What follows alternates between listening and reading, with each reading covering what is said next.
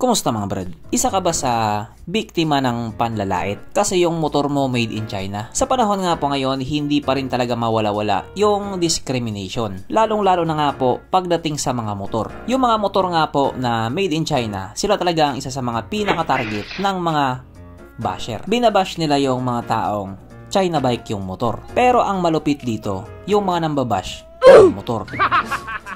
So ang pinaka-moral lesson nga po doon, hindi hadlang ang kahirapan para maging matapobre.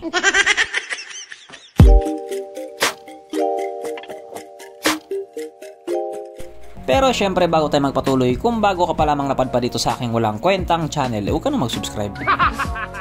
So yun na nga, simula nga po dati at maging mapahanggang ngayon, may mga tao pa rin talaga na ang baba ng tingin nila sa mga motor na made in China. Kasi nga daw mahinang klase, mabilis masira, hindi matibay, sa madaling salita, bulok daw. Yan nga po ang tingin ng ibang tao.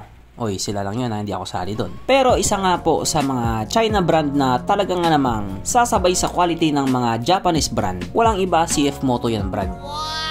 Marami na pong tao ang nagsabing matibay yung CF Moto nila. At kung ano yung kayang gawin ng mga Japanese brand, nagagawa din naman daw nila. Kaya aprobado sa kanila yung brand na CF Moto. At isa nga po sa mga pinakakilalang motor nila dito ay ang CF Moto NK series. Hindi na po natin may pagkakaila na ang gagwapo ng mga motor na ito. At habang tumatagal nga po ang panahon, mas lalo pa itong gumagwapo. Sa ginanap nga po na motorcycle show doon sa Milan, Italy, syempre bida na naman sila. May entry na naman sila. At katulad nga po ng inaasahan, sobrang gwapo ng motor na ito. At sa pamilya nga po ng NK series, ito yung pinakabunso nila. Yes po, pinakabunso nila, ang CF Moto NK125. Medyo mahirap nga pong paniwalaan na 125cc lang ang motor na ito. Pero maniwala na lang tayo, may nakasulat na eh. Sa unang sulyap nga po, kitang-kita talaga yung pagiging gwapo niya. Kahit kailan hindi po talaga binigo ni CF Moto yung mga tao sa design nila. Kakaiba talaga. Para nga po doon sa mga nakapansin, tama po yung nakikita ninyo. May hawig po siya doon sa 450 at 800 NK. Kasi nga po, doon naman talaga binase yung itsura niya. Bali siya yung 125 version ni 450 NK at 800 NK.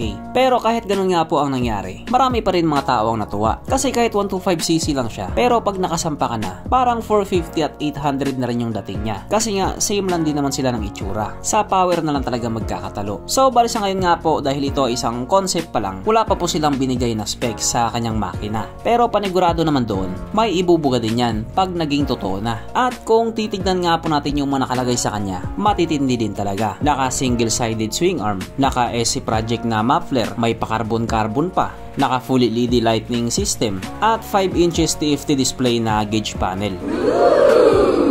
Pero kung sakaling matuloy na nga talaga yan, panigurado may babaguhin din dyan. Yung kanyang single-sided swing arm, magiging ordinary swing arm na lang din yan. Tapos yung kanyang SC Project na muffler, papalitan din yan. Pero pagdating naman sa kabuuang itsura niya, yan na talaga yung magiging itsura niya. Ganon kasi ang nangyari dati sa 800 NK noong concept pa lang siya. Kaya malamang sa alamang, ganon din yung mangyayari sa kanya. At ayon nga po sa mga balibalita, ilalabas daw ito sa susunod na September 2024 sa European market. At kung sakaling ilalabas man yan sa Pilipinas, magiging 150cc yan. Ganon naman kasi yung standard dito sa atin.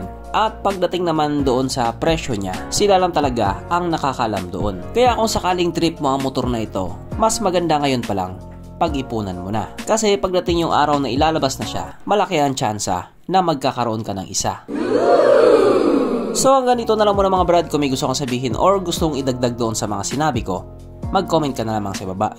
Bye.